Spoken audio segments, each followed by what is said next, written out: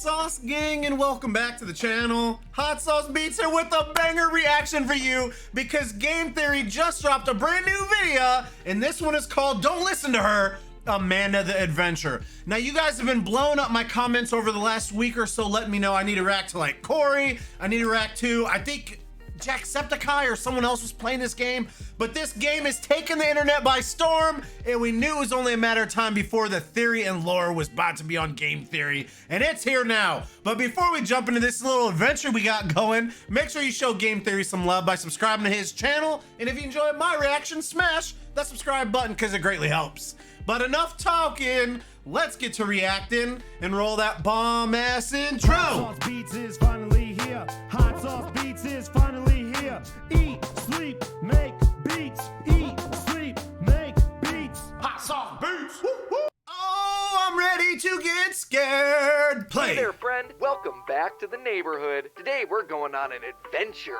But first, I don't trust you, Matt Pat. Let's go to the store. Can you click on the equipment store? The mortuary. That's right. We need to go to the sporting goods store. Today we're going on a hunting adventure, so we're gonna need to protect Do you hunt people on this game? ourselves. What weapon should we bring? I think we'll need something a bit bigger than that. That's better. Look at that. We're ready to hunt. Where should we hide? To craft. We can't hide back there. Dude, this is already For creepy. you in your closet. Sweet dreams. Hello, Internet. Welcome to Game Theory. The Welcome show that to regrets Game the Theory! things it had to do to make this video. Tell me the lore and I won't. Oh no! Tell me the lore! Just tell me the lore! No!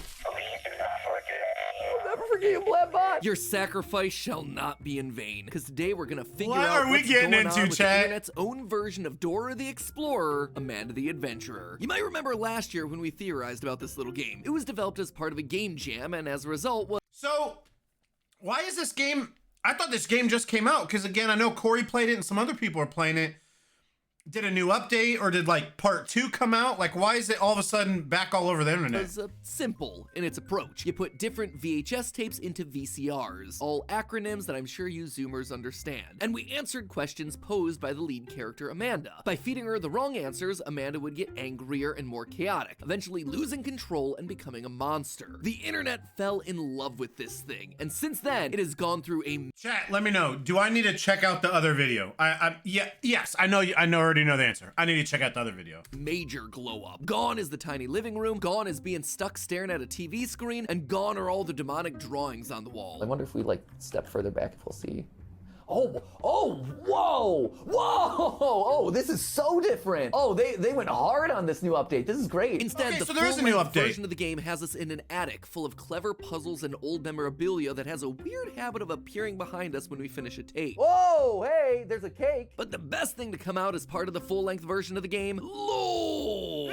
Not only are there a bunch more tapes to watch through, there are secret tapes and multiple endings a to pie find, cake. and all Oh. of them paint a fascinating new story here. So, was my old theory right, or is there more hiding beneath the surface? Insert the tape, press play, and adjust your tracking, my friends. It's time to begin. In this new update, we play as Let's Riley, go! and that's about all we get to know about that character. Well, that and the fact that they just inherited this house that we're standing in from their deceased Aunt Kate. However, Kate warns us that if we 07's for choose Aunt to Kate, investigate chat. the attic and the 07's tapes for that Aunt we're Kate. within, there's no going back. Alongside this note's a conspiracy board full of post-its and newspaper clippings, which means that Kate and I, you could ship it. The main focus of the board at the beginning of the game is a letter from a woman named Joanne talking about her missing younger brother. The letter says that he used to watch the Amanda the Adventurer show a bunch as a kid, but would end up in a trance-like state. Eventually, he would disappear without a trace. Joanne then asks Ruh-roh. Kate to investigate, which seems like an odd request for your local librarian. Then again, if you look around the corkboard, you could start to see why Kate may have been the one picked for the job. We see that she was looking into the kids' school records, something a librarian might have access to. We also see Multiple a note that mentions disappearances? dynakinesis, which is the supernatural ability to create and manipulate energy. She says that you would see sigils if such a transfer occurred, and right next to this note is a torn piece of paper with a bunch of sigils on them. These aren't just any symbols either, these are alchemical symbols that refer to specific elements. Back in the day, alchemists focused on the transmutation of base metals like lead into noble metals like gold. Clearly, Aunt Kate ain't your average librarian. Too bad she's gone now, I think and that's it's up her, to us to figure out her what's hidden going on job. with this missing kid. Not hidden job. I think that's her front, right?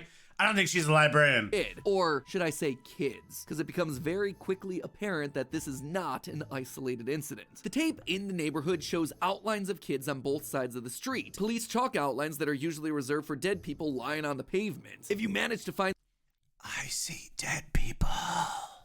the corrupted version of this exact tape, Amanda's sheep companion Wooly asks if the friends can come back to the neighborhood. Amanda, though, she seems unfazed. Now, all of this alone doesn't they're prove in a that better Amanda is somehow place. making a bunch of kids go missing, but I would tell you to pay close attention to the ending credits of that VHS tape. After most of the tapes that we play through, we're met with a credits sequence and ending sting for the company that made the show, Hamlin Entertainment. This is the production company that makes the Amanda the Adventurer show, but their name and their mouse logo immediately reminded me of something. Follow us to fun. So it's like a Pied Piper situation. Oh, Hamlin! Hamlin! And it's a mouse! Yes? If you, like Ash, Yes? don't know what's going on, this whole thing's one big reference to the story of the Pied Piper. Basically, this fairy tale is the story of the town of Hamlin. See, there's the name right there. It's overrun by rats. How do you even think of that, dude? How do you even think of that, bruh? And there's your logo. And so the town hires the Pied Piper to play his magic pipe to get rid of those rats. And he does exactly that. He plays a song that lures all the rats to him, where he then leads them down to the local river to drown themselves. However, when the town of Hamlin doesn't pay him for his services, he once again uses his pipe. But this time he plays a song that leads all the children out of town. He marches them all over to a local cave where they're never seen again. This story seems to match the idea that the Why are all nursery rhymes dark, evil, and twisted, bro, and satanic? neighborhood is now missing all of Wooly's friends. Amanda is essentially our Pied Piper, and we actually see this firsthand through one of the game's secret tapes that you can unlock. Instead of our usual CGI Amanda and Wooly adventure, we actually get ourselves a home videotape of a girl named Lauren on her birthday. Dude. I hate dolls! I hate them! I don't even care. Life size, I don't like that, dude. That is creepy as HE double hockey sticks. God, it's like the Mona Lisa, bro. No matter where you go, it's looking into your soul. Stop it! She's sitting there glaring at the TV, transfixed, much like we heard about in that note from Joanne at the beginning of the game. Her parents are trying to get her attention, telling her that they have her favorite ice cream ready, mint chocolate chip, which, whose favorite flavor is mint chocolate chip? I mean, it's Actually, my oldest daughter, Addie. 100%.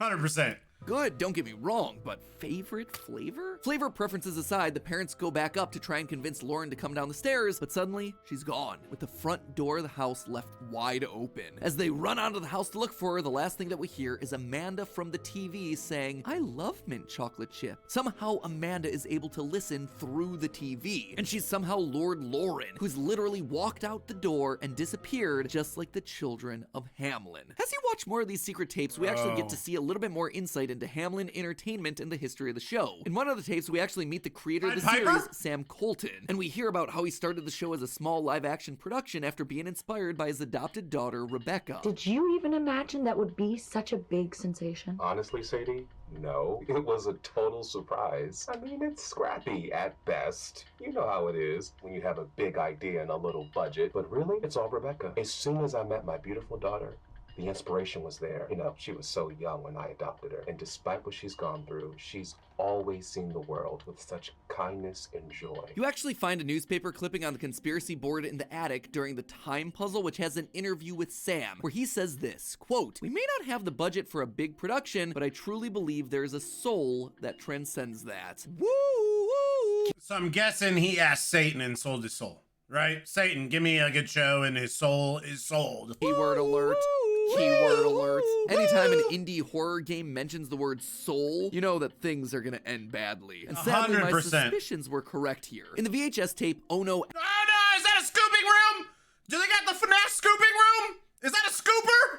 accidents, there's a flash frame that reveals a credit for a chief neurosurgical expert, which at first glance would make you go, why does a kid's show need that? But Amanda eventually answers that exact question for us in the tape, Everything Rots. Sometimes I feel myself rotting, but it feels far away. If she can feel her own body What? rotting far away, that means that Amanda has a physical body outside of the show. And who else is that gonna be but the girl that played Amanda in the original live-action production, Rebecca. I suspect that this chief neurosurgical expert has figured out a way to put her mind, her consciousness, into the series, literally becoming the soul of the show. She still does have some sort of link to her body, able to feel it rotting, but clearly that's not supposed to exist, as the tape distorts anytime she thinks about it. There is good news though. While her body may be rotting, clearly there's still a chance to save her. In the final tape, we see Amanda playing alone on a couch, drawing with crayons and asking if we can share secrets. If we say yes, the TV audio effects disappear, and clear as day, she tells us, I'm out there.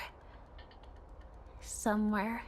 Rebecca is alive. Sure, her body might slowly be atrophying and her mind might be separated from her body, but there is still time to save her. That said, we're gonna have to face the evil that's up ahead if we hope to do it. What is that evil? Ask yourself this. Why would Sam, Rebecca's seemingly loving adopted father, do this to her? Was it just to make the show more popular? Did he need to gather more children to him like the Pied Piper? I know we talk a lot about awful father figures across the various series that we cover on the show, 100%. but I was hoping Tons that of maybe, bad just father figures. maybe this one would be a little bit different. Thankfully, it is. The indie horror gods heard my plea with this one because it turns out that Sam Oh, please, indie horror gods, please! isn't the one at fault here. He is no longer the one steering the ship. Yes, Amanda the Adventurer was his live-action production, but he sold it to Hamlin Entertainment. Hamlin is a third party that actually bought out the rights to the show and turned it into an animated adventure. Last year, Hamlin Entertainment purchased rights to the live-action program starring Colton's daughter Rebecca. As budget and production value increased, Hamlin reimagined the show as an animated series, planning to syndicate the program nationally. Well, this sounded like everything that Sam wanted on paper. In practice, he started to feel more and more uncomfortable with how the production was being run. In the green tape, we actually listened to a recording session. There, we hear Rebecca saying a handful of what seemed like random phrases. Rebecca, that was great.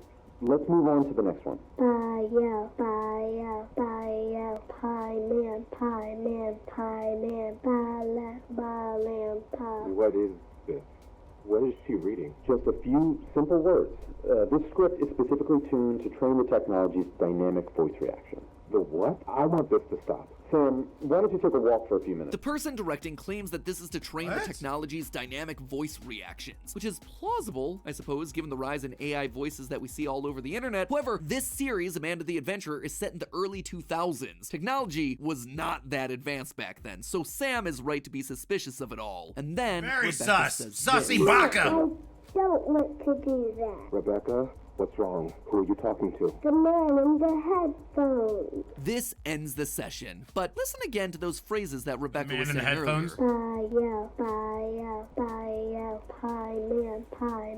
Pie man, At first, they seem to be phrases that could be used in pretty much any episode. Ba lamb for when they go to the farm, pie man for when they go to a bakery or bake some pies like they do in the first VHS tape. So what's the big deal here? Well, what if I told you that these phrases actually have a secondary meaning? All three of them, Bael, Pie Man, and Ba lamb, are phonetic ways of pronouncing the names Bael, Paimon, and Balaam. Three king demons from the Ars Goetia. Chanting the names of demons has always been part of summoning rituals, especially when you're talking about these sorts of things in pop culture contexts, and that's exactly what Hamlin's trying to do here. Why else would there be a containment specialist that's listed in the credits of the initial Neighborhood video? After chanting the words, Rebecca hears the voice of a man in her head. One of the three demons. No, I'm not gonna do that. What are you talking about?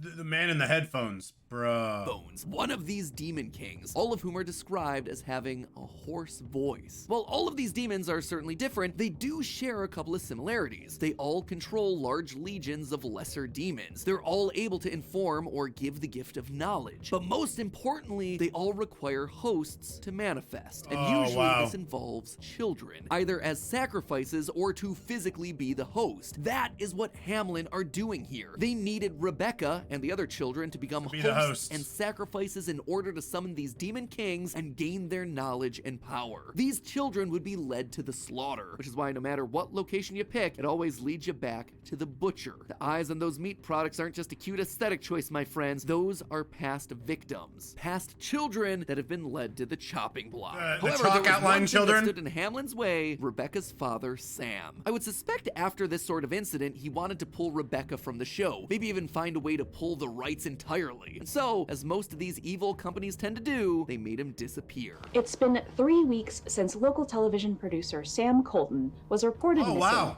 And authorities still have no leads. Sam was so happy with the idea that his show could be a bigger success that, much like the fox in the video Everything Rots, he wasn't killed by a knife, he wasn't killed by a gun, he was Just instead disappeared. lured in by Hamlin using sweet berries. The sweet lies that would convince him that they would turn his show into something bigger. But instead, it was all a big trap. A trap all a created by dream! the very people that swore to help him. And then, with Sam out of the picture, Rebecca is all alone. They can get her to sign along the dotted line and do whatever they want with her. I mean, that's not how that works. She wouldn't still be alone. She would have to have a new guardian.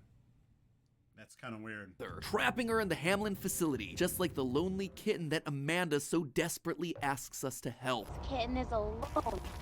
There is no one to help her. Will you help the lonely kitten? Won't you help the lonely kitten? Won't you help the lonely kitten? Won't you help the lonely kitten? However, unlike silly Mr. Fox, I Bro, don't think this that this was is the end for Sam. terrifying. I suspect that he's still around, keeping a close eye on things and trying to take them down from the inside. Ladies and gentlemen, I believe that Sam is the real identity of Wooly. Wooly spends the entirety of the game trying to keep Amanda on track. When she begins to discuss topics that aren't appropriate for a kid's show, like death or rotting, Wooly is very quick to interject. He tries to get Amanda back on the good and wholesome path. Men can die if they don't get enough light or water, or if they get a disease. Let's go back to our nice picnic. Amanda, nothing is rotten here. What do you think? Do you think that everything rots? That does sound like Dora. Not Amanda. I'm not asking you. Answer my question. You don't have to answer that. This strikes me not as the actions of a fellow child, but rather of a father? parent. We hear a story during one of the secret tapes about how after Sam's disappearance, the show begins to change. It starts to talk about inappropriate subjects. This is not the show that Sam built, and he can see that. Wooly doesn't just play the killjoy either. He's also the one that tries to help Amanda by keeping her calm. When Amanda loses control, the monster comes out, and Wooly knows it. So when she starts to forget things or remember the bad stuff that's happened because of her, he desperately tries to make her happy. I think Amanda is confused. Shh, here's a secret. It's my birthday. Maybe we can help her out. Sounds to me like the actions of a concerned father. He knows what Amanda is and what'll happen if the monster's let loose, so he steers Amanda and the player towards positive and happy subjects in order to keep that beast at bay. But the monster and Hamlin are fighting back. In their visit to the farm, Wooly is constantly being silenced. Amanda tells him that sheep don't talk, and as we go through, he begins to baa uncontrollably until he becomes another mindless sheep like all the rest, finally falling in line with Hamlin's plan. It's actually pretty diabolical. You're wanting to turn Rebecca into Amanda, so why not test out that mind transfer ability on someone you don't mind accidentally killing if it goes wrong? This Notice game that looks it's only once terrifying. Wooly becomes a true sheep that we see Amanda Have you guys played this? Have you guys got nightmares? Do you see sheep in your dreams? asking to help the poor and lonely kitten, the kitten that represents her. Now that Sam is gone, she's truly alone, asking for someone, anyone to help her. It looks like this kitten is in big trouble. It might die before anyone can help it. But hey, well, Riley really did luck out just being gifted a house by their aunt. Sadly, we're not all that lucky. We just can't wait around for a property with an attic this large to fall into our laps. Fortunately, you can start saving up today to buy the house of your dreams thanks to today's sponsor, SoFi. Everything costs more these days. Video games, food, that haunted VHS tape of an old nostalgic show. So it's important to get your money managed. Is offering you theorists a chance when deals like this feel too good to be true. OFI.life with that $10,000 prize, and honestly to changing all the lives of those people who use them. Is that how it ended?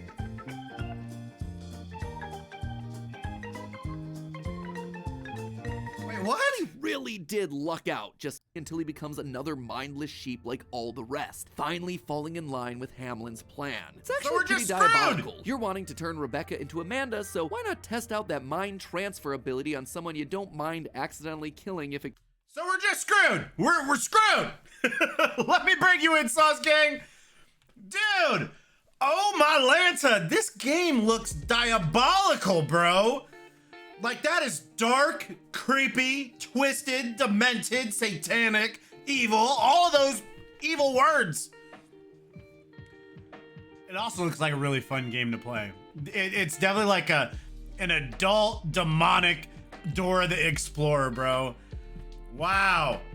I knew, again, my recommended page has just been lit up with people playing this game. I knew it was a matter of time before MatPat would make it, and I'm glad he did. This was awesome. I love when we get like dark and creepy games that MatPat covers and we figure out lore. So let me know what you think about this. I mean, it sounds like it's kind of straightforward and pretty cutthroat. Like, I don't disagree with any of the lore in theory he came up with. Like, it all sounds like it makes sense. I'm not 100% sure about the dad being the sheep, because I think they would have had to have done that. Like, the creators would have had to have done that. So I don't think he's necessarily the sheep, but I could see it though, because the sheep's trying to help Amanda. But let me know what you guys think. Also, let me know if you think I should check out the first lore video on this game.